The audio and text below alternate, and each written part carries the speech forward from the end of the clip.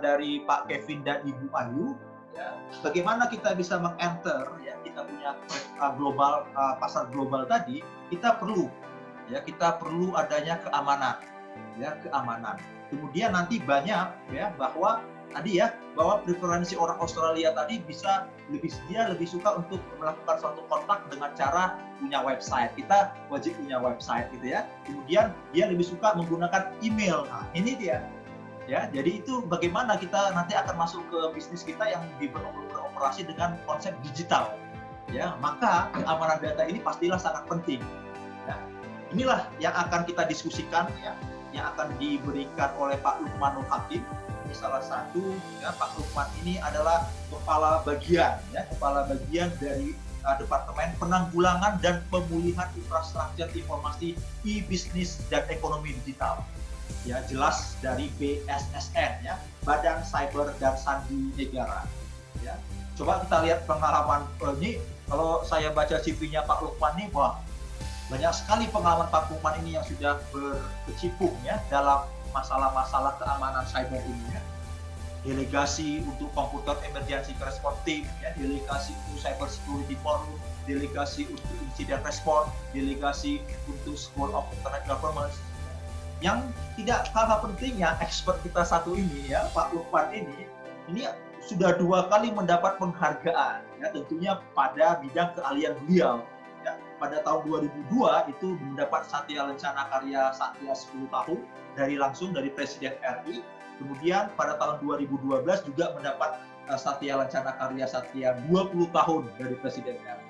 Ya, jadi kita punya pembicara selanjutnya ini Pak Lukmanul Hakim ini memang ya merupakan pembicara yang representatif gitu ya untuk bisa memahami atau membagi atau men-share ya pengalaman beliau ya mengenai cyber security khususnya pada zaman era digital. Tanpa panjang lebar, saya persilahkan Pak Lukmanul Hakim, waktu dan tempatnya. Baik, terima kasih Pak Manahan.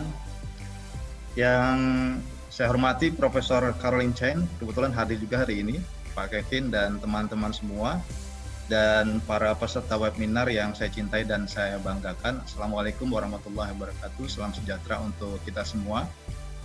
Pagi siang ini saya coba share session Bapak Ibu sekalian terkait dengan digital resilience for cyber security. Nah, barangkali Bapak Ibu sekalian, sebelum saya mulai dengan agenda yang saya sampaikan secara substantif, saya perlu waktu just 5 minutes, not more 5 minutes, ya, untuk bisa survei sebentar dari 75 peserta ini. Kira-kira saya mau melihat teknologi apa sih yang sudah digunakan benar-benar real dari teman-teman semua. Saya menggunakan Mentimeters ya. Nanti saya coba share Mentimeters ini ya. Sebentar.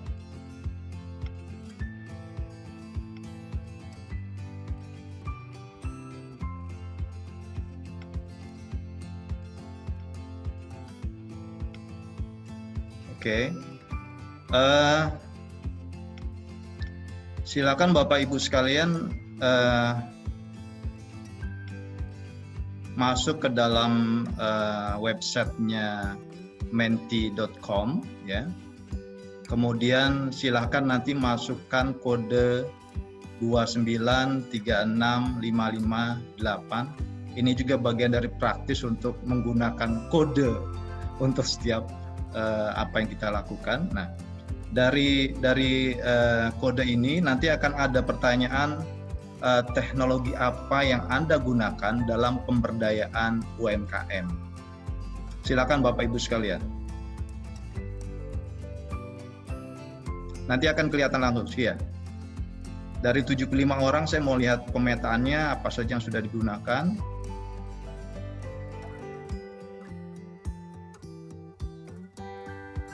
Oke. Sosial media platform.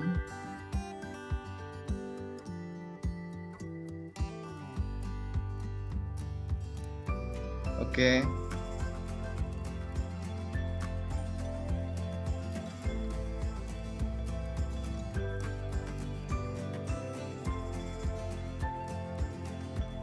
Oke, saya lanjut ke dalam, nanti akan berkembang sendiri. Saya lanjut dengan pertanyaan yang kedua. Platform media sosial yang ada digunakan untuk memperkuat UMKM Anda. Platform media sosial yang Anda gunakan untuk memperkuat UMKM Anda. Oke. Ini terlihat Instagram masih paling dominan untuk memperkuat UMKM ini. Ya. Kemudian yang ketiga, sarana komunikasi apa saja yang digunakan untuk memasarkan produk UMKM Anda. Wow.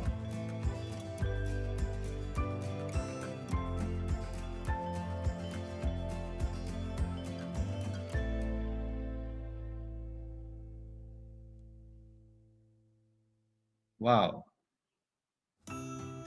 Memang rata-rata sudah menggunakan platform email, media sosial paling banyak digunakan, kemudian mobile phone, Tokopedia, Bukalapak, dan Survey. Oke. Ini kalau dari yang kedua tadi, yang Instagram, yang teknologi yang digunakan, sosial media platform yang paling dominan. Baik. Terima kasih Bapak Ibu sekalian, saya sudah bisa melihat gambaran dari para audiens semua. Kemudian saya coba share tentang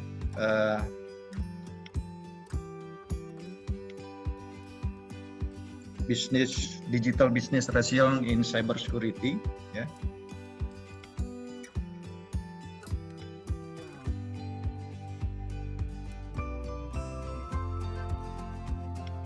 Oke. Bapak Ibu sekalian yang saya cintai dan saya banggakan, saya coba share tentang cyber security in digital business resilience. Jadi topik pembahasan kita pada sesi pagi menjelang siang ini mengenai pendahuluan, tadi saya sudah dahulukan, kemudian di digital business UMKM di Indonesia, ya. Kemudian membangun ekosistem keamanan cyber UMKM, ini yang paling penting nanti di sesi yang kedua, membangun ekosistem keamanan cyber UMKM, kemudian penilaian mandiri, keamanan informasi atau kami sebut sebagai paman kami, dan terakhir nanti barangkali akan kami berikan satu tugas mandiri. Oke. Bapak Ibu sekalian, barangkali tak kenal maka tidak sayang.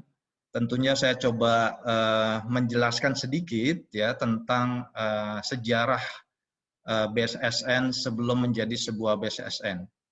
Jadi BSSN sebelum menjadi BSSN itu namanya adalah Dinas Kode yang lahir tahun 4 April tahun 1946.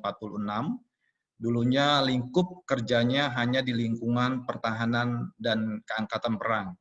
Kemudian berkembang tahun 49 sampai dengan 50, itu nama Jawatan Sandi, di mana mengelola, diperintah oleh Presiden untuk mengelola semua sarana komunikasi, baik yang sifatnya biasa maupun rahasia, dikendalikan oleh Jawatan Sandi di bawah Kementerian Pertahanan. Kemudian tahun 72, berkembang menjadi Lembaga Sandi Negara, dan di Lembaga Sandi Negara kita itu dulunya hanya melayani pemerintahan, mulai dari militer, kemudian TNI, Polri, diplomasi, dan intelligence community, only that. Ya. Kemudian karena kebutuhannya itu semakin berkembang di era digital ini, maka Lembaga Sandi Negara bertransformasi menjadi Badan Cyber dan Sandi Negara, yaitu tanggal 23 Mei tahun 2017, di mana tugas dari Badan Cyber dan Sandi Negara ini jauh lebih besar dibandingkan sebelumnya yang hanya melayani sektor pemerintah. Nah, begitu sudah menjadi Badan Cyber dan Sandi Negara, tugasnya jauh lebih besar, di mana bertanggung jawab juga kepada sektor infrastruktur kritikal nasional, kemudian bertanggung jawab juga dalam pengamanan cyber di bidang ekonomi digital yang UMKM merupakan bagian dari ekonomi digital, di mana pondasi dari Badan Cyber dan Sandi Negara di tahun 2017 sampai dengan 2018 adalah untuk membangun fondasi keamanan cyber dan kesejahteraan perekonomian digital di Indonesia. Jadi memang tujuan dibangunnya Badan Siber dan Data Negara adalah agar tercapainya ketahanan cyber, keamanan layanan publik, penegakan hukum, budaya keamanan siber dan keamanan siber pada sektor ekonomi digital. Ya. Kemudian strategi keamanan informasi Indonesia juga diharapkan dapat menjadi salah satu fondasi kepercayaan dunia kepada Indonesia dalam berbagai forum keamanan siber Indonesia. Nah, ini kalau kemudian Badan Siber dan Sandi Negara mempunyai strategi keamanan siber nasional atau SKSN, di mana fungsinya adalah bagaimana Badan Siber dan Sandi Negara itu untuk membuat stabilitas di lingkungan keamanan siber di Indonesia.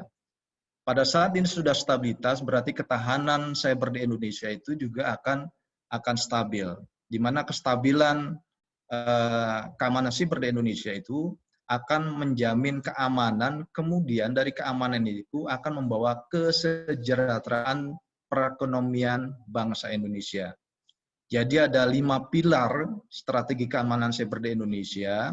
Yang pertama adalah ketahanan siber, kemudian kerangka yang kedua adalah kerangka hukum di bidang cyber, pembangunan kapasitas dan kebudayaan keamanan siber, dan tentunya ada pilar keempat yang memang berrelevansi erat dengan kegiatan kita pada siang ini, yaitu dukungan terhadap pertumbuhan ekonomi digital. Dan terakhir adalah kerangka kerjasama internasional. Nah, Indonesia memang mengalami transformasi digital, Bapak Ibu sekalian, yang cukup pesat dalam waktu kurang lebih 1 dekade saat ini terakhir, ya. Dan diprediksi akan terus berkembang dengan berbagai kemudahan yang ditawarkan oleh penggunaan teknologi digital. Memenuhi kebutuhan sehari-hari, selain memberikan dampak positif, transformasi digital juga membawa dampak negatif bagi Indonesia. Seperti semakin meningkatnya ancaman dan serangan siber di Indonesia dengan berbagai motif. Tadi yang disampaikan Pak Anton juga, hampir sekitar 70 juta serangan itu diarahkan kepada UMKM. Ya. Contohnya barangkali yang tadi serangan pada sektor ekonomi digital yang secara nyata dapat merugikan masyarakat dan lembaga keuangan, kemudian ada penyebaran hoax yang tidak terkendali yang dapat meresahkan masyarakat, pencurian data pribadi akibat minimnya security awareness, dan pada pemangku kepentingan.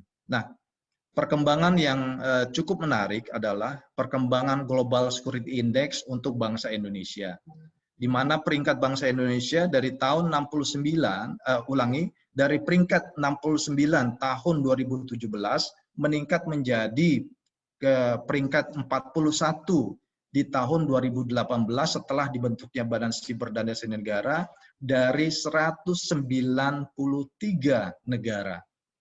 Karena perkembangan tersebut, ya, ITU memasukkan Indonesia ke dalam kelompok negara yang berkomitmen tinggi dalam penanganan keamanan siber di Indonesia.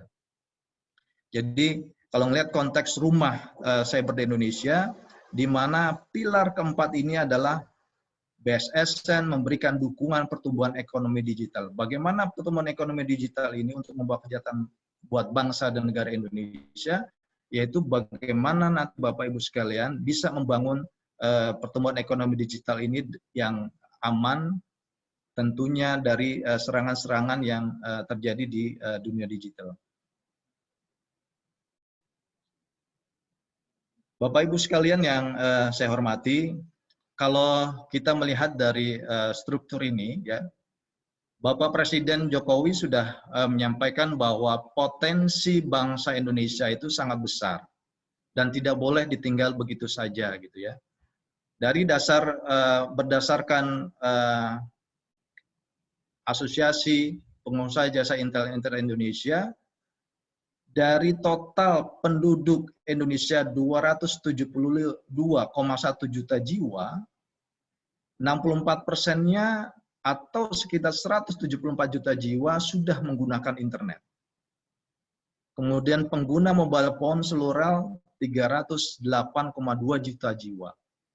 Kemudian pengguna ponsel pintar 64,4 juta jiwa. Dengan komposisi penduduk 135 juta usia muda di bawah 35 tahun. Nah, terkait dengan UMKM ini yang menarik ini. Berdasarkan riset dari McKinsey Global Institute, 56 juta dengan kontribusi 55,6% terhadap PDB, UMKM yang beralih ke digital tumbuh 2 kali lipat dibanding yang tak masuk ke dalam ranah digital. Ya, nah ini yang sangat penting juga di sini, nilai transaksi e-commerce 2014 itu 34 triliun, 2016 260 triliun perkiraan, kemudian tahun 2020 ditargetkan mencapai 1.690 triliun untuk pencapaian nilai transaksi di e-commerce, dan itu luar biasa sekali. Nah, bagaimana terobosan dijalankan di bangsa Indonesia ini? Kita sudah membuat satu peta jalan sistem perdagangan berbasis elektronik 2015 sampai dengan 2019, memuat sejumlah upaya terkait isu strategi ekonomi digital yang dijalankan pemerintah untuk mencapai target ini. Termasuk di dalamnya adalah bagaimana keamanan siber ini bisa memberikan dukungan terhadap pertumbuhan ekonomi digital. Artinya, pada saat kita bermain di dunia ekonomi digital, keamanan cyber itu resilience, keamanan cyber itu aman, sehingga potensi perekonomian keuntungan dalam ekonomi digital itu bisa kita kawal. Kalau seandainya dalam pelaksanaan kegiatan ekonomi digital ini tidak aman, tentunya target perkiraan 1.690 triliun itu tidak akan tercapai karena banyaknya serangan leakage terhadap ekonomi digital ini. Bapak Ibu sekalian yang saya hormati, kalau melihat dari kegiatan ekonomi digital versus cyber security, ini ada relevansinya Bapak Ibu sekalian. Kalau saya melihat dari hasil penelitian dari INDEF, ya, INDEF itu Institute for Development of Economic and Finance dari Universitas Indonesia, ya, bahwa ekonomi digital semakin meningkat dan kuat serta relevan di era digital. Kalau melihat di data tahun 2018 yang hasilnya baru dilihat kemarin di tahun lalu, di tahun 2019, yaitu sekitar 814 triliun atau sekitar 56,4 miliar US dollar atau 5,5% dari PDB dalam menambah 5,7 juta lapangan kerja baru atau 45% dari total tenaga kerja. Nah, namun booming ekonomi digital ditambah dengan ancaman dunia digital dan resiko dunia digital setiap negara, bentuk malware, meningkatnya kejahatan keamanan siber, ya, tentunya bisa mengurangi semua kegiatan ini semua. Nah, yang menariknya adalah Bapak Ibu sekalian yang tadi kami sampaikan di depan tentang tren strategi keamanan siber nasional. Jika dianalisis berpusat pada kesuksesan sebuah ekonomi digital, bahwa kesiapan negara untuk meraup ekonomi digital yang bisa berkembang, kemudian kepercayaan digital pada pemangku kepentingan harus tinggi. Strategi keamanan siber nasional tetap menjadi satu kebutuhan landasan strategi dalam memperkuat keamanan siber negara, karena ancaman dan resiko siber terus berkembang dan tetap menjadi tantangan di setiap negara. Bapak Ibu sekalian, kemudian coba saya masuk ke dalam digital business UMKM yang ada di Indonesia yang berkembang saat ini. Yang pertama terkait dengan Indonesia, landscape Indonesia, teknologi dan UMKM yang dijalankan di Indonesia ini. Kalau melihat dari cakupan usaha mikro dan kecil menengah, Bapak Ibu sekalian, bahwa 99% dari bisnis yang ada di Indonesia itu memperkerjakan 90% dari total tenaga kerja di seluruh Indonesia. Jadi kalau melihat dari ini, harusnya bisnis-bisnis ini menjadi mesin utama pertumbuhan ekonomi di Indonesia. Terlebih mayoritas 60% UMKM di Indonesia ini sudah menggunakan digital, ya.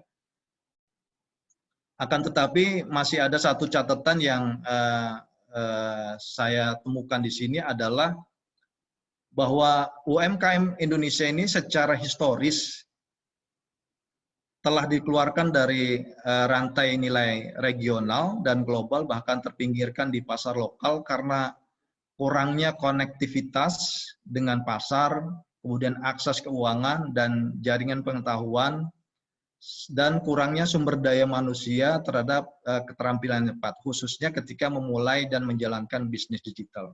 Ini hasil dari riset teman-teman dari sebuah badan riset dari Kanada. Nah, dengan perkembangan teknologi yang ada sekarang, tadi dari hasil survei saya melihat bahwa mayoritas para pengusaha di UMKM juga sudah menggunakan teknologi digital, ya. Jadi pemanfaatan teknologi digital yang dikombinasikan dengan pembuatan kebijakan yang proaktif, ya, berpotensi untuk memberdayakan UMKM dan meningkatkan ke dalam nilai rantai baru. Kemudian tadi yang saya sebutkan juga di awal tadi bahwa Presiden Jokowi juga menargetkan target di tahun 2020 ini bahwa pendapatan digital itu adalah 130 miliar US dollar. Sebagian bagian dari inisiatif ini, gerakan nasional waktu itu juga sudah dibuat 1000 startup digital inisiatif diluncurkan dan membuat kemajuan yang luar biasa. Investasi pada startup Indonesia pada tahun 2016 mencapai 1,4 miliar US dollar dan kemudian melonjak menjadi 3 miliar dolar di tahun 2017. Nah, yang menariknya adalah bahwa sekitar 57 juta UMKM beroperasi di Indonesia tahun 2017. Nah, sekitar 97% dari total tenaga kerja saat ini bekerja di UMKM, sementara 99,9% dari semua bisnis di Indonesia adalah UMKM. Nah, UMKM memberikan sekitar 60% dari keseluruhan PDB di Indonesia. Artinya, potensi dan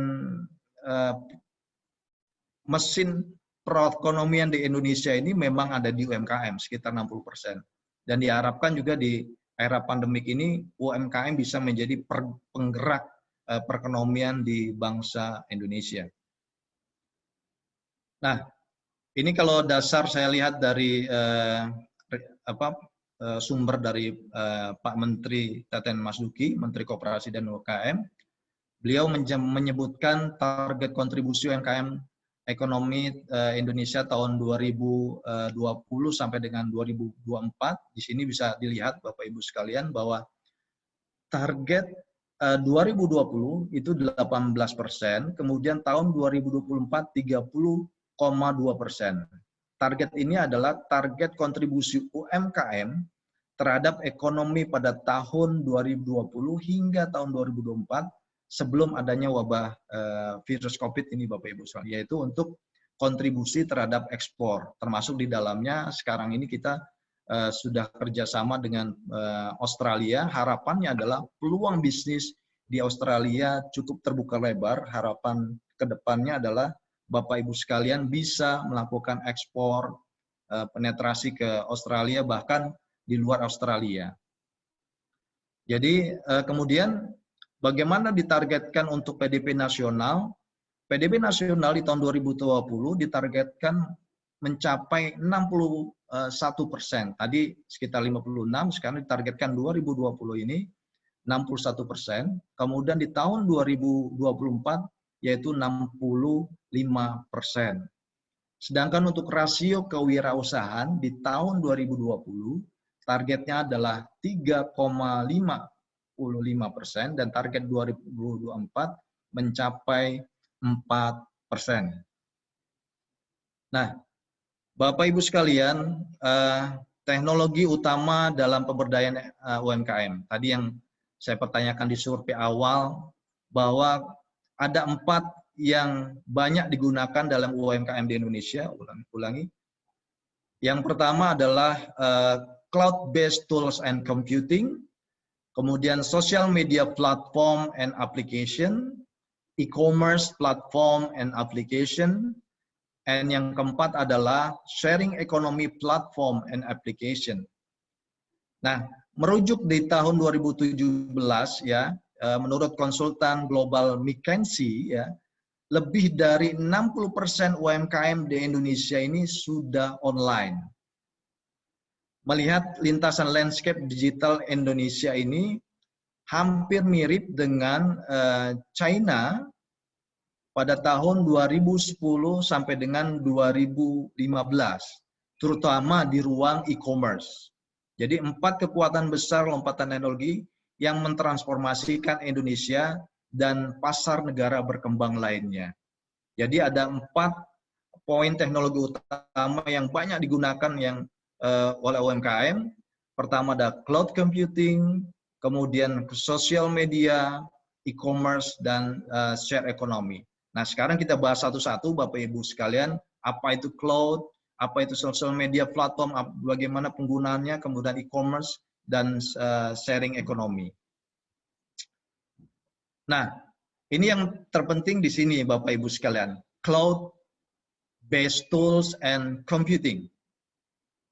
Kalau pada saat kita bicara cloud, Bapak Ibu sekalian, tidak perlu harus membangun sebuah infrastruktur, jaringan local area network, bagaimana Ibu membangun sebuah sistem yang aman, bagaimana Bapak Ibu sekalian membangun sebuah inventory tentang usaha dari Bapak Ibu sekalian. Dengan teknologi cloud, memungkinkan bisnis untuk memanfaatkan sumber daya dengan layanan yang lebih tinggi, lebih cepat, dan real time, tanpa Bapak Ibu sekalian membangun infrastruktur komputasi di dalam jaringan bisnis Bapak Ibu sekalian. Karena untuk membangun satu jaringan sendiri itu sangat mahal.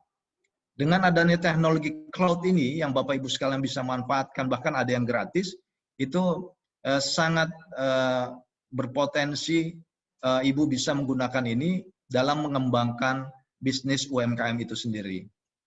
Akan tetapi, yang perlu saya tekankan di sini adalah masalah data. Data is new oil. Data is very important. Data usaha Ibu adalah paling penting yang harus Ibu amankan dalam pemanfaatkan teknologi cloud ini. Artinya, pada saat Bapak Ibu sekalian ingin menggunakan teknologi cloud ini, tolong cari teknologi cloud ini yang benar-benar aman, kemudian data center, servernya itu ada di Republik of Indonesia. Jangan sampai Bapak Ibu sekalian punya teknologi cloud, menggunakan teknologi cloud, kemudian data centernya tidak ada di Indonesia. Itu akan sulit karena datanya akan dilarikan ke negara lain. Ya. Jadi seperti yang saya catat di sini adalah masalah kritisnya adalah memastikan bahwa pemilik usaha kecil tidak hanya memiliki akses yang andal dan terjangkau ke cloud, tetapi mereka memiliki pengetahuan dasar dan keterampilan teknis untuk menggunakan alat dan sumber daya yang baru diakses untuk bekerja di lingkungan bisnis. Termasuk tadi yang saya sampaikan Bapak Ibu sekalian, yang terpenting adalah perlindungan aset perusahaan dengan manajemen risiko keamanan informasi, di mana perusahaan cloud yang dipilih adalah tadi perusahaan cloud yang memang data centernya ada di Indonesia, kemudian perusahaan tersebut menjamin confidentiality atau kerahasiaan, integritas sebuah data, dan availability ketersediaan selama 24 jam. Jadi Ini poin yang penting bagaimana seandainya Bapak Ibu sekalian menggunakan teknologi cloud dalam usaha UMKM itu. Kemudian yang berikutnya adalah social media platform and application. Bagaimana UMKM di Indonesia itu menggunakan platform ini. Tentunya tadi dari hasil riset juga sangat banyak memberikan keuntungan bagi teman-teman yang sudah menggunakan social media platform. Dari pertemuan pertama dan pertemuan ketiga kemarin juga sudah disebutkan bagaimana keuntungan yang bisa Bapak Ibu sekalian peroleh dalam penggunaan platform. Nah, yang kami soroti di sini adalah bagaimana Bapak Ibu sekalian memanfaatkan platform digital ini yang memang sudah dirancang untuk memasukkan satu berbasis komunitas interaksi berbagai konten dan kolaborasi. Di Indonesia dan negara berkembang lainnya, platform media sosial berfungsi sebagai saluran untuk kegiatan komersial dengan frekuensi yang jauh lebih besar dibandingkan di pasar yang lebih matang. Menggunakan platform global seperti Facebook misalnya, WhatsApp, YouTube, Instagram, Line, Twitter, dan seterusnya, misalnya memberikan usaha UMKM di Indonesia akses yang lebih real time kepada semua miliaran pelanggan, kemudian miliaran orang yang siap berkolaborator dan atau sebagai pemasok itu sendiri, dan penyedia layanan dalam skala yang tidak terbayangkan dalam dekade sebelumnya. Nah, di tahun 2017 juga hasil riset juga ini disampaikan bahwa platform media Indonesia juga menghasilkan lebih dari 3 miliar US dollar dalam pembelian informal yang disebut dengan perdagangan sosial di Indonesia. Maka ini satu potensi yang sangat luar biasa. Nah, bagaimana Bapak Ibu sekalian juga bisa mengamankan data Ibu dari platform-platform media sosial yang Bapak Ibu gunakan. Kemudian yang ketiga adalah e-commerce platform and application. Nah, ini juga pemanfaatan e-commerce platform and application. Di sini juga memang menggambarkan semua transaksi yang di ruang digital ya. Barangkali yang Bapak Ibu sekalian yang sering menggunakan platform e-commerce kayak ada OVO, kemudian apa namanya platform-platform dompet digital lainnya ya, yang biasa digunakan di Indonesia itu adalah Bukalapak, Tokopedia, dan Traveloka. Nah, platform e-commerce merupakan sebuah ekonomi mikro yang terhubung secara luas di jaringan media sosial di Indonesia. Jadi pembayarannya juga sekarang sudah menggunakan dompet digital dan lebih dipercaya dan mudah digunakan. Kemudian yang berikutnya adalah yang keempat ini adalah yang namanya adalah sharing economy platform and applications. Bagaimana UMKM di Indonesia bisa memanfaatkan sharing economy platform ini ya. Jadi kalau saya lihat sharing economy platform ini, misalnya tadi saya lihat di awal ada 77 peserta yang sudah hadir. Dari 77 ini bisa sharing ekonomi, Bapak usaha apa, ini usaha apa, semuanya saling memberikan share ekonomi dalam pemanfaatan ekonomi digital di Indonesia. Sekarang bahkan sudah ada 78 partisipan. Ya. Jadi kalau sharing ekonomi ini bisa didefinisikan sebagai satu konsep bisnis yang dapat memberikan akses kepada sumber daya yang dimiliki orang atau perusahaan untuk dikonsumsi atau dimanfaatkan bersama dengan pengguna orang lain. Sharing ekonomi memiliki semangat untuk melakukan tindakan efisiensi sumber daya dengan cara melakukan konsumsi bersama-sama, sharing, namanya sharing. Nah, selain itu juga Bapak Ibu sekalian, ada manfaat lain dari sharing ekonomi, yaitu untuk menurunkan apa yang berdampak terhadap lingkungan karena konsumsi yang tidak terbendung, menghemat biaya, dengan cara yang digunakan untuk mengkonsumsi menyewa barang yang masih layak pakai untuk memberikan akses kepada orang lain untuk membutuhkan barang tersebut. Namun tidak memiliki kemampuan untuk menggunakan atau membelinya. Jadi sharing ekonomi itu manfaatnya sangat banyak sekali, dan platform-platform ini juga sudah disiapkan di platform digital di dunia cyber.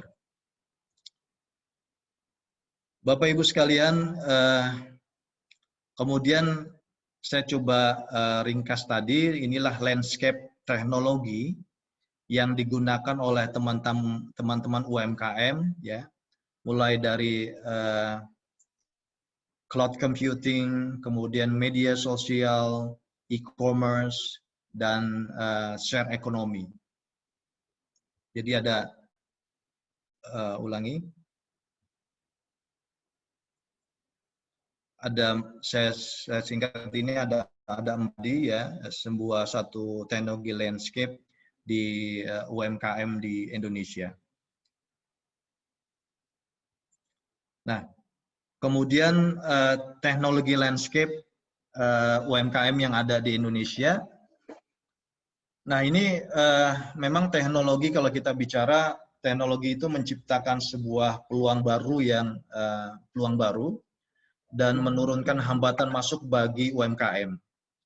Ekonomi platform digital memungkinkan pengembangan sumber daya manusia dengan menghubungkan usaha kecil ke digital market global. Ini berarti akses ke pasar dan sumber daya baru seperti alat berbasis cloud, tadi yang saya sebutkan, e-platform, e-commerce, dan aplikasi seluler dapat memfasilitasi aktivitas ekonomi dan sosial yang tidak terbatas. Nah, menurut statistika Bapak Ibu sekalian, penetrasi ponsel pintar di Indonesia telah mencapai 42,2% dari populasi dan meningkat sangat pesat. Nah, ini yang perlu menjadi satu peluang Bapak Ibu sekalian. Orang-orang Indonesia itu menghabiskan rata-rata di dalam penggunaan internet itu 8 jam 51 menit per hari. Dan negara Indonesia menempati peringkat keempat dunia dalam kategori ini. Artinya, kalau Bapak Ibu sekalian memanfaatkan peluang ini, peluang 8 jam orang-orang Indonesia menggunakan internet, kalau Bapak Ibu sekalian memanfaatkan peluang ini untuk menjual produk-produk Bapak Ibu sekalian, pasti satu potensi yang sangat luar biasa. Karena teknologi digital harus dianggap sebagai pengganda kekuatan atau mekanisme peningkatan level untuk UMKM. Hal ini juga dipandang secara positif oleh para pembuat kebijakan di pasar negara berkembang yang sedang berusaha untuk merangkul strategi menciptakan lingkungan kapitalisme inklusif bagi pemilik usaha modal kecil. Kemudian teknologi seluler juga mendorong pertumbuhan ekonomi informal yang menghadirkan tantangan regulasi bagi pembuat kebijakan di Indonesia itu sendiri, Bapak Ibu sekalian, yang menghilangkan pendapatan pajak yang berharga bagi pemerintah. Kalau menurut laporan oleh Yayasan Pendidikan Ekonomi, sebanyak 60% ekonomi Indonesia sudah berada di sektor informal, yaitu adanya tantangan terkait dengan teknologi baru, terutama ketika datang peran yang dimainkan oleh perusahaan platform dalam pertumbuhan ekonomi digital Indonesia. Seperti yang kita ketahui bersama ya, platform besar di Indonesia itu, di situ ada Facebook, ada Twitter, ada Instagram, ada YouTube. Mereka memiliki kehadiran yang luar biasa. Nah, beberapa orang akan menganggap sebagai sebuah oligopolistik di Indonesia, dan perusahaan-perusahaan itu berdesakan dengan pemain lokal di Indonesia. Karena kalau mereka juga bermain di sektor ekonomi, kalau mereka juga bermain di sektor usaha kecil menengah, itu ya akan terlindas juga teman-teman, kasihan teman-teman yang usaha di UMKM. Nah, beberapa usaha yang ada di Indonesia juga seperti Gojek, Tokopedia, Traveloka juga itu sudah cukup banyak membangun usaha UMKM di Indonesia, dan tadi juga sudah terbukti bahwa media apa saja yang digunakan dalam memasarkan produk-produk Bapak Ibu sekalian yang tadi sudah disebutkan, ada penggunaan Bukalapak, penggunaan Tokopedia, dan seterusnya. Nah, penggerak keberhasilan UMKM dan teknologi kritikal. Ada dua Bapak Ibu sekalian. Yang pertama, UMKM itu membutuhkan akses ke teknologi seperti internet, cloud, dan kecerdasan buatan. Di mana di dalamnya tadi yang saya sebutkan dan landscape teknologi dalam UMKM, e-commerce, ada cloud computing, ada social media, ada share ekonomi.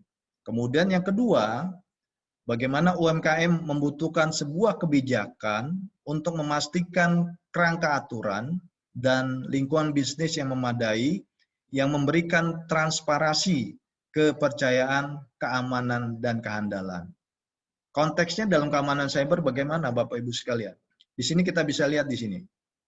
Di sinilah letak cyber security bisa memberikan keamanan, ketahanan dalam sebuah usaha penyelenggaraan UMKM di Indonesia. Kalau Bapak Ibu sekalian tidak tingkat security-nya rendah, tentunya data, kemudian yang intinya adalah data dan informasi yang Bapak Ibu jual kepada publik, kalau tidak aman tentunya akan menurunkan reputasi dan kerugian secara finansial juga buat Bapak Ibu sekalian. Jadi relevansi dan peran cyber security untuk UMKM itu sangat besar, apalagi tadi yang disampaikan bahwa UMKM merupakan sebagai penggerak perekonomian di Indonesia. Nah, Bapak Ibu sekalian, ini saya kasih satu contoh ya. Jadi ada sebanyak 8 UMKM di mana pada tahun 2018 itu sudah dilakukan survei ya oleh Kanada Asia Pacific Foundation terhadap entrepreneur dan UMKM di Indonesia. Jadi sebanyak 448 Indonesia entrepreneur dan UMKM yang ada di Indonesia. Jadi dari 448, kemudian dari case study ini ya yang menjadi subjek studi kasus dan terlibat dalam diskusi mengenai keadaan teknologi yang digunakan, kemudian bagaimana hal itu berdampak pada perusahaan mereka. Ini ada 8 perusahaan yang terpilih dari 448 sebagai contoh lah gitu ya Bapak Ibu sekalian. Ada perusahaan Avante yang bergerak di industri fintech, kemudian perusahaan Blueboot Food Processing ya. Ini juga kemudian ada Evoware. Evoware ini perusahaan yang bergerak di manufacture made seaweed ya.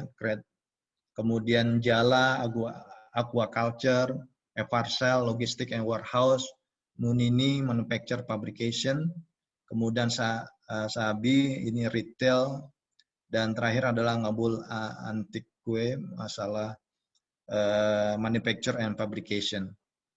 Nah, ada hal yang menarik Bapak Ibu sekalian dari hasil research Kanada Asia Pacific Foundation ya. Jadi dari 448, jadi ada temuan yang sangat menarik yaitu, jadi dari temuan-temuan case study ini, inilah ada sekitar 8 temuan yang ditemukan dalam case study terhadap UMKM. Dan ini juga bisa menjadi satu bagian pembelajaran buat Bapak Ibu sekalian. Artinya hasil riset ini tentunya tidak banyak berubah dengan yang sekarang ini, karena ini riset dilakukan tahun 2017, kemudian hasilnya di 2018, dan ini baru sekitar 2 tahun, dan ini merupakan saya lihat sebuah gambaran yang ada di Indonesia tentang UMKM yang ada di Indonesia. Yang pertama, company operation. Kedelapan UMKM yang berpartisipasi dalam kasus laporan ini yang telah berkecimpung dalam bisnis rata-rata 6,5 tahun. Jadi dia sudah melakukan bisnis digital ini sudah sekitar 6,5 tahun dan mendapatkan perkiraan pendapatan kotor bulanan rata-rata dari mereka itu tadi yang ada 8 perusahaan itu, yaitu sekitar 7.297 US dollar atau pendapatan per bulannya yaitu 102 juta pendapatan per bulan. Kemudian yang menarik di sini adalah yang poin kedua, digital awareness dan cyber security. Dari kedelapan UMKM percaya bahwa mereka hanya mengelola perkembangan teknologi digital, tetapi mereka memang tertinggal di bidang terutama ya Bapak Ibu sekalian, terutama di bidang cyber security dan pelatihan karyawan. Ini temuan yang sangat menarik bahwa mereka mengakui mereka menggunakan teknologi, barangkali sama juga dengan Bapak Ibu sekalian. Bapak Ibu sekalian menggunakan teknologi yang ada sekalian, akan tetapi tidak aware dengan bagaimana mengamankan dunia digital Bapak Ibu sekalian, bagaimana mengamankan data Bapak Ibu sekalian, bagaimana mengamankan informasi Bapak Ibu sekalian di usaha UMKM Bapak Ibu sekalian, termasuk pelatihan teknis untuk karyawan Bapak Ibu sekalian. Karena saya juga pernah berdiskusi juga dengan teman-teman startup di wilayah Makassar, kemudian wilayah Surabaya. Memang kebanyakan startup dari mereka itu, mereka lah hanya fokus dan concern bagaimana mengembangkan usaha digital ini. Mereka tidak fokus dan bukan ignore ya, karena mereka tidak aware terhadap cyber security. Artinya apa? Pada saat startup ini jalan, baru berjalan setahun terjadi hack terhadap websitenya mereka, terjadi hack terhadap sistemnya mereka, dan seterusnya. Artinya ini juga dalam pengembangan sebuah usaha digital UMKM, ini cyber security juga harus menjadi poin yang perlu diperhatikan, bagaimana Bapak Ibu sekalian bisa membuat ketahanan digital ekonomi di dalam UMKM itu sendiri. Kemudian yang ketiga, yaitu digital infrastructure. Mayoritas UMKM tidak menyadari adanya, ada bantuan yang tersedia dalam entitas pemerintah, LSM, dan perusahaan swasta dalam meningkatkan penggunaan internet untuk infrastruktur, e-commerce, dan digital business pada kegiatan bisnis mereka. Platform teknologi utama yang digunakan untuk operasi perusahaan adalah aplikasi seluler. Ya. Kemudian yang ketiga, ya, funding and financial support. Separuh dari UMKM menyatakan sangat lemah dalam menggunakan teknologi digital untuk mendapatkan pembiayaan dan pendanaan. Nah, ini yang menjadi catatan adalah tantangan terbesar untuk mendapatkan dukungan dana adalah kurangnya kepercayaan dan kurangnya informasi secara umum tentang di mana dan bagaimana mendapatkan pendanaan itu. Jadi harapan kami adalah dengan Bapak Ibu sekalian 100 orang ini sudah terpilih menjadi perwakilan UMKM di Indonesia sementara ini, harapannya adalah menjadi satu proyek percontohan yang berhasil ke depannya sehingga bisa diikuti oleh perusahaan-perusahaan UMKM yang sangat besar di Indonesia. Kemudian yang keempat adalah regulatory environment. Tantangan besar dalam kerangka peraturan dan hukum di Indonesia adalah kurangnya informasi tentang peraturan yang relevan serta kurangnya harmonisasi dan koordinasi antar lembaga pemerintah. Nah, ini terkait di lingkungan internal antar instansi di Indonesia sendiri. Kemudian yang kelima, cross border digital readiness. Untuk peluang terkait bisnis lintas batas dari 8 studi kasus UMKM mengandalkan platform e-commerce yang ada seperti Tokopedia, Bukalapak, dan seterusnya, dan atau menggunakan kombinasi media sosial dan perusahaan pengiriman pos dan ekspres tradisional seperti FedEx, DHL, dan UPS. Kemudian data pooling, collecting, and sharing. Manajer dari semua UMKM menyatakan menyambut baik terhadap bantuan akses dari pemerintah jika hal tersebut bermanfaat bagi pengembangan bisnis mereka. Training and access knowledge. Ini juga UMKM memandang informasi kesediaan kesempatan pelatihan dan penambahan kompetensi khusus. Ini juga bagian dari training dan access to knowledge tentang cyber security untuk UMKM. Inilah temuan-temuan itu, dan saya pikir ini juga menjadi satu catatan yang sangat penting dan tidak jauh berbeda barangkali dengan yang terjadi saat ini di Indonesia. Nah, Bapak Ibu sekalian, ini juga yang perlu saya sampaikan terkait dengan adanya pandemik ini, ya, adaptasi dengan kombinasi baru dampak pandemi COVID-19 terhadap pelaku usaha. Yang pertama, analisis hasil survei dampak COVID terhadap pelaku usaha. Ini data dari BPS bulan Juli, Bapak Ibu sekalian, yang juga terbaru, ya. Ini satu hasil survei yang sangat bagus, saya pikir, yang perlu saya sampaikan ke Bapak Ibu sekalian. Data terbaru bulan Juli tahun 2020, ya. Jadi BPS itu sudah melakukan survei, ya, kepada 34.559, di mana yang disurvei ada 25.256 usaha UMK, kemudian 6.821 UMB, usaha menengah besar, kemudian sisanya 2.482 pertanian. Yang semuanya ini berdasarkan pemetaan di Jawa 16.000, Bali Nusantara sekitar 2.000-an, Sumatera 9.000, Kalimantan 2.000 usaha, kemudian Sulawesi 3.000, Papua dan Maluku 875. Nah, ini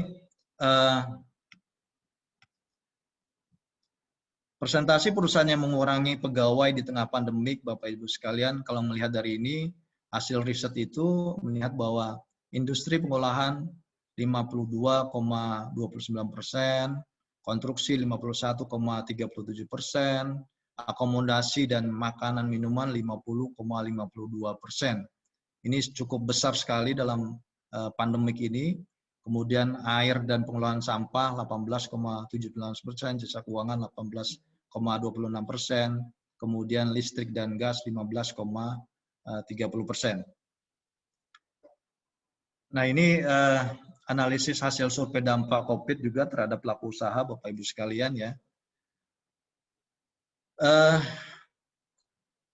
Kalau melihat dari presentasi perusahaan UMK dan UMB yang mengalami penurunan pendapatan, kita lihat di sini bahwa 82,2% UMB dan 84,20% UMK mengalami penurunan pendapatan.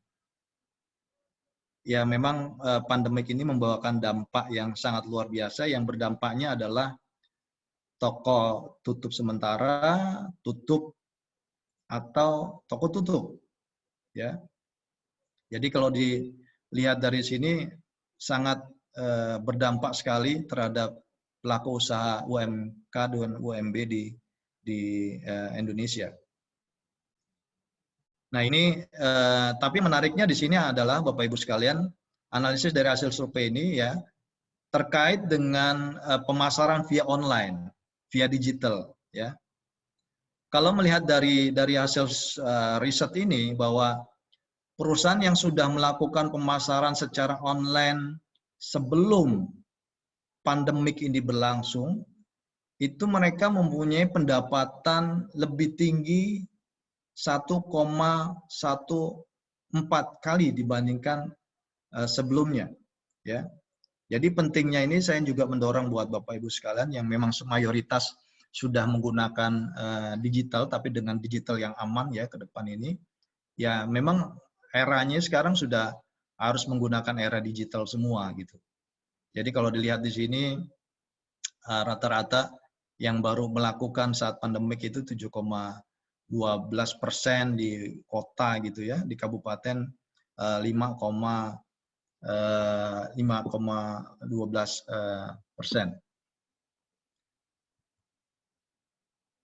Nah, coba sekarang kita masuk pada core bisnis kita, Bapak Ibu sekalian. Saya coba mengajak Bapak Ibu sekalian, bagaimana kita membangun ekosistem keamanan siber untuk UMKM. Jadi ada 3 poin nanti. Yang pertama adalah keamanan cyber dimulai dari diri Anda, ya, cyber security start with you. Kemudian ada 5 prinsip dalam keamanan siber dan 6 esensi dalam keamanan siber. Nah, ini yang pertama, cyber security is start with you. Karena the weakest link in cyber security is human factor. Pengelola informasi, Bapak Ibu sekalian. Pengendali informasi dan data tentang usaha Ibu adalah Bapak Ibu sekalian. Kalau Bapak Ibu sekalian tidak aware terhadap data, informasi yang Bapak Ibu usahakan, tentunya ini akan memberikan dampak kerugian nantinya secara finansial maupun secara reputasi. Jadi, very important adalah people. Kemudian, bagaimana security awareness ini dibangun? Sebagai contoh, tadi hal kecil aja. Tadi juga yang disampaikan Pak Manahan terkait dengan password ya. Mungkin kalau saya mengistilahkan password ini menggunakan istilah prinsip sikat gigi Bapak Ibu sekalian. Kenapa saya sampaikan prinsip sikat gigi? Kalau sikat gigi itu yang menggunakan kita sendiri. Tentunya Bapak Ibu sekalian punya password tidak perlu di-sharing kepada orang lain. Password is yours because karena key-nya itu adalah is yours. Sama halnya dengan sikat gigi. Pada saat sekalian Bapak Ibu sekalian sikat gigi, tentu Bapak Ibu sekalian tidak ingin berbagi kan, berbagi sikat gigi kepada orang lain. Jadi prinsipnya itu. Kemudian dalam sikat gigi juga, tentunya dengan setiap 3 bulan sekali kita mengganti sikat gigi. Artinya tiap 3 bulan sekali password juga perlu diganti. Ya. Nah ini dimulai dari security awareness. Di mana dari security awareness timbul aware, kewaspadaan dari Bapak Ibu sekalian. Kemudian dari aware ini menjadi satu ability. Dari ability itu menjadi sebuah knowledge buat Bapak Ibu sekalian. Nah, pada saat sudah menjadi knowledge, tentunya ini akan bergerak menjadi sebuah behavior. Menjadi sebuah kebiasaan Bapak Ibu sekalian dalam menerapkan cyber security di lingkungan UMKM Bapak Ibu sekalian. Nah, kalau tahapan behavior itu sudah menjadi kebiasaan Bapak Ibu sekalian setiap hari dan itu diturunkan menjadi satu behavior di lingkungan UMKM di mana Bapak Ibu sekalian berada, kemudian langkah selanjutnya adalah akan menjadi sebuah culture di dalam kehidupan sehari-hari UMKM. Sehingga diharapkannya adalah goalnya nanti terjadilah bisnis digital resilient terhadap keamanan security. Ini yang pertama. Kemudian 5 prinsip dalam keamanan siber. Ini yang Bapak Ibu sekalian yang perlu saya tekankan di sini. Yang pertama, prinsip yang pertama, fokus pada informasi, tetapi bukan dengan teknologinya. Maksudnya gini, Bapak Ibu sekalian punya usaha UMKM, yang terpenting adalah informasi apa yang ada dalam usaha Bapak Ibu sekalian. Informasi adalah data yang harus dilindungi, yang harus diamankan oleh Bapak Ibu sekalian. Jadi tolong fokus informasi dan data usaha yang Bapak Ibu sekalian lakukan. Karena kalau Bapak Ibu sekalian tidak aware terhadap informasi dan data Bapak Ibu sekalian, tentunya ini akan membawa dampak kerugian secara finansial, akan membawa kerugian terhadap reputasi Bapak Ibu sekalian. Sebagai contoh, sekarang Bapak Ibu sekalian punya data tentang misalnya sebuah usaha X lah gitu ya. Usaha rendang misalnya, usaha rendang bagaimana diolah rendang, resepnya seperti apa dan sebagainya. Nah, suatu saat usaha dari Bapak Ibu ini yang sudah terbangun, websitenya sudah terbangun, kemudian datanya sudah Bapak bangun juga gitu. Tiba-tiba terserang, data itu habis. Apa yang terjadi Bapak Ibu sekalian? Bapak Ibu sekalian akan menyesal itu. Karena apa? Informasi dan data itu adalah very important. Pada saat terjadi serangan, data Ibu habis, kemudian Bapak Ibu sekalian tidak punya backup data, oh my God. Ya. Oke, kemudian prinsip yang kedua. Tolong punya pemikiran resilience on your mindset. Maksudnya gini,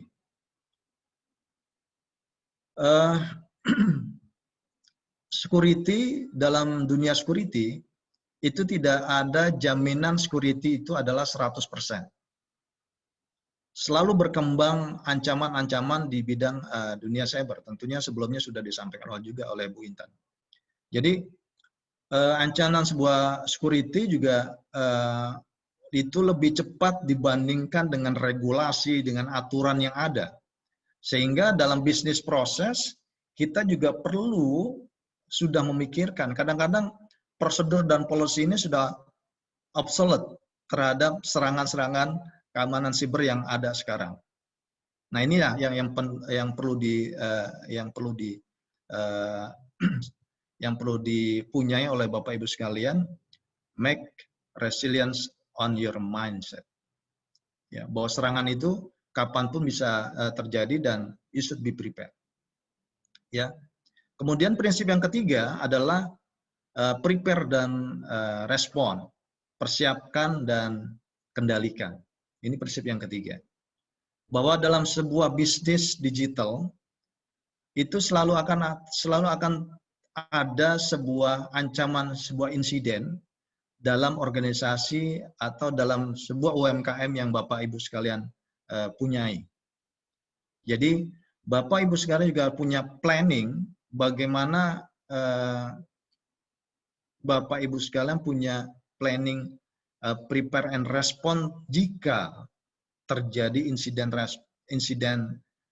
terhadap data atau usaha Bapak Ibu sekalian. Jadi ada mitigasi plan, prepare and respond. Kemudian prinsip yang keempat adalah demonstrate and leadership commitment. Tentunya Bapak Ibu sekalian yang memimpin UMKM, yang punya UMKM, tentunya Bapak Ibu sekalian harus punya komitmen with yourself. Bagaimana Bapak Ibu sekalian bisa mengembangkan usaha ini, bisa punya komitmen bagaimana kita bisa berinvestasi juga untuk mengamankan informasi ini. Itulah prinsip-prinsip komitmen pada diri kita sendiri untuk mengamankan data dan informasi dari usaha Bapak Ibu sekalian. Kemudian prinsip yang kelima adalah act on your vision. Act on your vision adalah bagaimana variasi informasi yang ada di dalam perusahaan Bapak Ibu sekalian ya, itu harus dilakukan sebuah risk management, resiko sebuah manajemen ya. Kemudian tentunya dengan guidance yang ada nanti akan kita sampaikan juga kepada Bapak Ibu sekalian untuk bisa penilaian secara mandiri. terhadap X Your Vision, usaha ibu itu harus firm. Ini 5 prinsip yang pertama. Kemudian lanjutnya untuk mencapai sebuah resilience itu, Bapak Ibu sekalian harus mempunyai, sejatinya punya 6 aksi esensi dalam keamanan cyber. Yang pertama, backup your business information dalam validity restore. Contoh, misalnya Bapak Ibu sekalian sudah punya cloud computing, di mana semua data Bapak Ibu sekalian ditaruh di cloud. Tentunya data dan informasi tentang usaha Bapak Ibu sekalian juga harus dibuatkan backup. Jika terjadi sebuah, inilah yang dinamakan mitigasi, jika terjadi sebuah insiden, jadi semua tidak rush tentang data dan informasi Bapak Ibu sekalian. Pada saat terjadi insiden, Bapak punya backup data. Jadi datanya itu tidak 100% is lost. You can imagine jika data Bapak Ibu sekalian lost 100%, saya yakin Bapak Ibu sekalian semua akan you are crying. Bagaimana Ibu harus memulai dari awal, data tidak punya, we cannot imagine that. Ya. Kemudian langkah yang kedua adalah upgrade your information technology system. Tentunya kita harus patch system, misalnya sebagai contoh sederhana saja. Pada saat kita menggunakan misalnya Windows, kita menggunakan Apple gitu ya. Tentunya tiap beberapa bulan mereka ada patch system. Nah, patch system ini yang harus Bapak Ibu sekalian upgrade, jangan sampai tidak di-upgrade. Karena apa? Patch system itu di-upgrade karena adanya patch system yang sebelumnya menjadi vulnerability. Kalau patch ini tidak Bapak Ibu sekalian upgrade, tentunya ini menjadi kelemahan, vulnerability, sehingga bisa diakses oleh orang lain dengan sangat mudah untuk mencuri data, informasi, dan data dari perusahaan Bapak Ibu sekalian. Oke, kemudian yang ketiga, esensi yang ketiga, actionnya adalah invest in training. Ya, invest in training. Tadi yang saya sampaikan komitmen dari pimpinan untuk melatih anak buah atau melatih Bapak Ibu sekalian untuk investasi di bidang pelatihan. Tadi juga yang saya sampaikan tadi di awal bahwa terdapat hasil riset temuan tadi, salah satu kelemahan adalah masalah investasi di training. Jadi ini sudah jelas, untuk mencapai resilience, Bapak harus aksi adalah investasi di training. Kemudian yang keempat, monitor your information environment. Ya, ini juga harus selalu dilakukan monitoring dan seterusnya. Kemudian yang kelima, layer defense to reduce resiko. Jadi dari Bapak punya backup, kemudian Bapak Ibu sekalian punya update system, kemudian investasi training yang memang mengupgrade kegiatan mengupgrade dalam bidang cyber security ini, tentunya itu akan mengurangi resiko-risiko karena tiap bulan perkembangan terhadap threat ini juga sangat berkembang. Dan BSSN pun saya tekankan lagi, kami juga siap untuk membantu teman-teman dari UMKM ya. Kami akan bekerja sama juga dengan teman-teman dari Kementerian UMKM, tentunya juga dengan teman-teman dari Australia untuk selalu meningkatkan kapasitas Bapak Ibu sekalian di bidang keamanan cyber. Dan yang terakhir, action ke-6 adalah prepare for when the breach occur. Jadi prepare and respond, incident response. Nah, kalau di BSSN kebetulan kami juga sudah ada TMPI istilahnya itu, tingkat maturity level incident. Jadi bagaimana Bapak Ibu sekalian memprepare perusahaan-perusahaan Bapak Ibu sekalian di bidang digital ekonomi, kemudian apa yang harus dilakukan dari masa persiapan, kemudian aksi, kemudian terakhir adalah evaluasi dan respon terhadap sebuah insiden respon. Jadi ini satu hal yang perlu Bapak Ibu sekalian lakukan. Nah, ini juga yang sangat tidak kalah penting di sesi ini, Bapak Ibu sekalian, penilaian mandiri keamanan informasi atau PAMAN kami. Nah, sebelum saya lanjut, barangkali kenapa sih istilahnya PAMAN kami gitu Bapak Ibu sekalian. Nah, kalau kami menyebutnya gini, UMKM di Indonesia itu mempunyai ayah dan ibu adalah Kementerian Koperasi Usaha Kecil dan Menengah. Sementara BSSN adalah pamannya dalam hal untuk penyelenggaraan pengamanan cyber security untuk UMKM. Jadi BSSN itu adalah paman dari Bapak Ibu sekalian di bidang UMKM. Makanya kami sebut sebagai paman kami yang kesingkatannya adalah dari penilaian mandiri keamanan informasi. Jadi paman kami ini merupakan langkah awal ya Bapak Ibu sekalian guna memeriksa status keamanan informasi di usahanya. Jadi keamanan kami ini juga sebuah tindakan pencegahan. Ada 25 question yang sangat mudah Bapak Ibu sekalian bisa baca di sana, hanya butuh waktu 5 menit barangkali nanti ini jadi satu homework lah yang Bapak Ibu sekalian bisa kerjakan. Kemudian diharapkan dapat mencegah dan maupun menanggulangi terjadinya insiden serangan siber.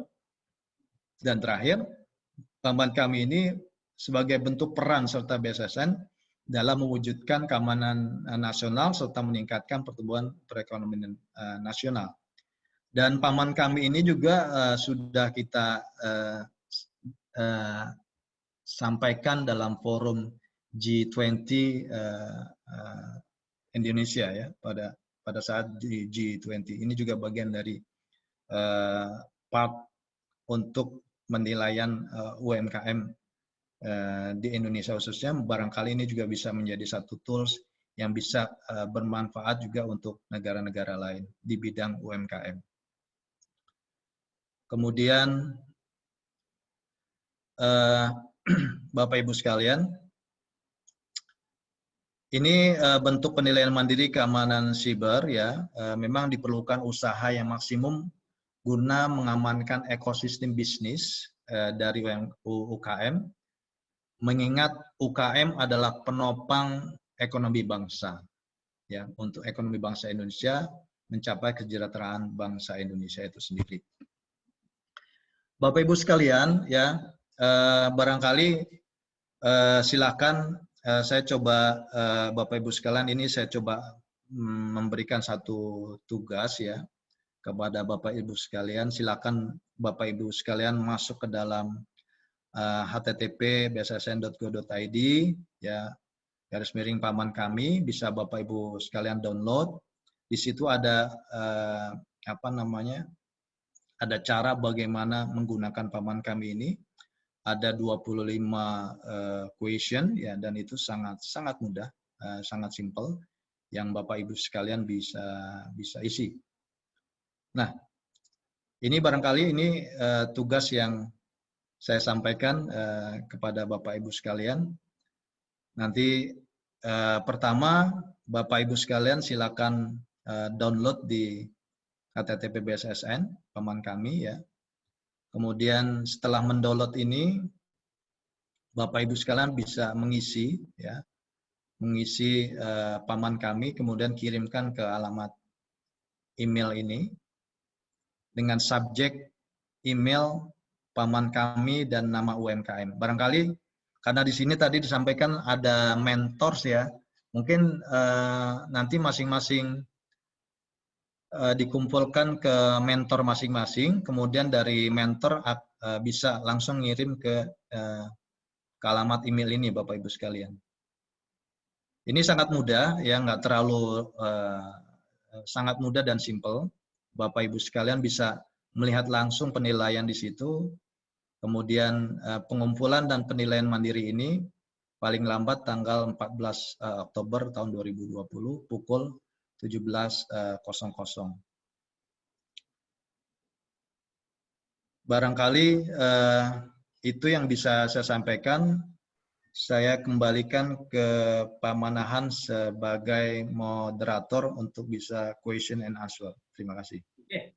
Terima kasih Pak Lukman atas presentasi yang begitu menarik ya. Di sini ada informasi yang saya kira begitu penting ya untuk para UMKM kita ya. Ternyata di sini BSSN sudah menyediakan banyak cara gitu ya mendukung bagaimana konsep digital ini dan keamanannya bisa ditingkatkan untuk UMKM ya, terutama di sini ada kerjasama, berupa dana, pelatihan gitu ya. Ini yang cukup penting untuk diketahui untuk para UMKM. Dan terakhir tadi Pak Lukman bicara dengan tugas ya, nanti benar tugasnya nanti akan dikerjakan dan akan dikumpulkan ke mentor. Kemudian mentor akan memberikan tugas ini kepada Pak Lukman ya di TU D33 Pak ya. Ya. Terima kasih Pak. Pak, ini kita singkat, ada beberapa pertanyaan Pak. Yang pertama pertanyaan mengenai apa contoh sharing ekonomi platform Pak. Nah, kemudian kira-kira apa aplikasi cloud yang cocok untuk UMKM Pak, khususnya di Indonesia Pak ya, yang Indonesia. Nah, kira-kira dua itu dulu Pak. Tadi pertama sharing ekonomi ya Pak ya. Oke. Untuk sharing ekonomi barangkali gini Pak, sebagai contoh di sini kan ada 78 pengusaha nih, saya anggap sebagai pengusaha UMKM di Indonesia. Nah dari 78 ini tentunya usaha mereka kan berbeda-beda Pak, teman-teman semua. Dari 78 usaha ini tentunya antar kawan ini bisa saling sharing, bisa saling memanfaatkan. Saya butuh usaha food kamu. Saya butuh minuman kamu. Saya butuh pakaian kamu. Saya butuh sepatu kamu gitu ya. Itu saling sharing, bisa saling berbagi. Artinya gini, saya misalnya punya usaha makanan gitu ya. Saya sudah punya konsumen sendiri. Nah dari konsumen ini saya sharing di dalam konsumen saya, pelanggan saya, kemudian saya ngambil dari teman-teman sebanyak yang 77 usaha ini gitu Pak. Jadi itulah pentingnya sharing ekonomi ini, saling mengisi, saling memanfaatkan, jadinya dari kita untuk kita dan untuk semua keuntungannya Pak. Oke, terima kasih Pak. Ya. UMKM Pak yang bisa dipakai di Indonesia apa Pak? Cloud teknologi yang bisa dipakai di UMKM apa itu Pak di Indonesia? Oke. Kalau cloud computing yang ada di Indonesia ini juga sudah mulai banyak ya. Telkom juga sudah buka usaha untuk cloud system. Telkomsel juga sudah buka usaha. Dan kemarin memang ada beberapa perusahaan-perusahaan asing yang masuk ke Indonesia, akhirnya karena mereka juga melihat potensi besar di Indonesia ini untuk membangun cloud ini, Pak Manahan, mereka akhirnya juga mendirikan data centernya di Indonesia. Mereka tidak ingin pelanggan-pelanggannya ini juga lari ke lokal mereka, jadi potensi yang sangat luar biasa. Nah, tadi yang kembali lagi contoh usaha untuk cloud system itu Telkom sudah buka juga untuk masalah itu. Silakan bisa di searching di internet, itu sudah banyak peluang-peluang itu Pak. Terima kasih. Pak, ada lagi pertanyaan nih Pak. Untuk mengetahui digital kita itu aman atau tidak gimana Pak ya? Ini pertanyaannya Pak. Mengetahui kita punya sistem digital itu aman atau tidak Pak? Oke. Untuk mengetahui digital kita itu aman atau tidak ya. Pertama, pertanyaan saya gini dulu Pak. Dalam menggunakan digital kita aman atau tidak, tentunya apakah Bapak menggunakan akses khusus untuk masuk ke dalam digital usaha Bapak? Ya. Kalau iya, pertanyaan keduanya berikutnya gini. Apakah akses yang Bapak gunakan khusus untuk digital ini diganti atau tidak passwordnya? Ya. Oke. Pada saat tidak diganti, tentunya ini sudah merupakan satu vulnerability. Satu kelemahan. Nah, kelemahan ini apa? Siapa yang barangkali kita tidak memperkirakan orang bisa masuk ke akses ke kita. Sebagai contoh gini, Pak. Satu hal yang banyak diignore oleh orang-orang adalah gini. Pada saat kita single on, sharing di dalam digital kan biasanya nih Facebook, kemudian Facebook, Instagram, YouTube, itu sekarang ada sharing session nih Pak. Sharing semua menjadi satu capacity. Single on-nya username password. Nah biasanya kita agak lemah sign in, automatically sign in. Nah, pada saat ada orang lain misalnya menggunakan laptop kita, usaha kita ada di sana, kita masuk, itu udah otomatis sign in, dan kita bisa akses keseluruhannya. Dilalahnya misalnya orang itu tidak jahat, hanya mengakses ya Pak ya, hanya mengakses data-data yang punya kita curi lah, tanpa merubah apapun. Tapi kalau pada saat orang ini jahat, udah akses dicuri, kemudian data kita dihancurkan oleh mereka. Itu yang sangat bahaya. Artinya, ini kembali kepada tadi yang di paman kami, itu ada Bapak bisa mengisi semua yang ada di sana. Nanti begitu Bapak Ibu sekalian mengisi, kekurangan Bapak Ibu di mana itu akan ada rekomendasi apa yang harus Bapak Ibu lakukan. Disitulah nanti sebagai bentuk pencegahan terhadap kelemahan dalam penyelenggaraan digital ini, Pak Manahan. Oke, terima kasih banyak Pak Kuman. Ini kita banyak Pak sebenarnya pertanyaannya Pak. Cuma saya punya satu pertanyaan lagi lah Pak ya. Oke. Acara ini Pak. Ini kasus menarik ini Pak. Sepertinya pertanyaannya juga mengganggu para UMKM kita pengguna Bukalapak dan Tokopedia nih Pak. Itu kan terjadi kasus adanya kehilangan kebocoran data dari Bukalapak dan Tokopedia Pak, sepertinya Bapak juga sebagai salah satu perwakilan BSN, di pertanyaannya apa nih Pak tanggapan Bapak terhadap kebocoran tersebut Pak? Ya, ya pertama tentunya saya sebagai perwakilan dari BSSN sangat menyesalkan ya Pak ya, adanya data breach terhadap data breach warga negara Indonesia yang kemarin yang sudah kita ketahui bersama sekitar ada 91 juta data breach pengguna Tokopedia di Indonesia. Tentunya kalau melihat tadi 64% pengguna internet di Indonesia ada 174. Kalau 91 juta berarti kan hampir sekitar 90% Pak yang sudah leakage gitu. Itu yang kami sesali gitu ya. Nah, kedepannya barangkali gini, tahun sekarang ini kan memang isu utamanya adalah masalah data privacy. Dan ini juga sejak kasus itu oleh Kementerian Kominfo juga sekarang sedang dikejar, semoga sih di tahun sekarang ini undang-undang perlindungan data pribadi itu akan selesai. Atau paling lambat di awal tahun 2021. Artinya kami sebagai pemerintah, BSSN sebagai yang wajib melindungi keamanan data di Indonesia juga sangat concern terhadap perlindungan keamanan data pribadi di Indonesia. Kuncinya adalah kita harus melindungi warga negara kita sendiri, Pak. Jadi seperti halnya di Eropa, mereka juga sudah punya UNDP ya. Kemudian di beberapa negara sudah memberlakukan undang-undang data pribadi, ya, perlindungan data pribadi. Termasuk di Indonesia sejak kasus ini, tentunya ini menjadi concern kita bagaimana kita bisa melindungi data warga negara kita, yaitu melalui sekarang melalui Undang-Undang Data Pribadi. Karena harusnya juga Undang-Undang tentang keamanan siber harus selesai di tahun sekarang, cuman karena pandemik ini baru kita proses lagi di tahun 2021. Mungkin itu Pak Mantan.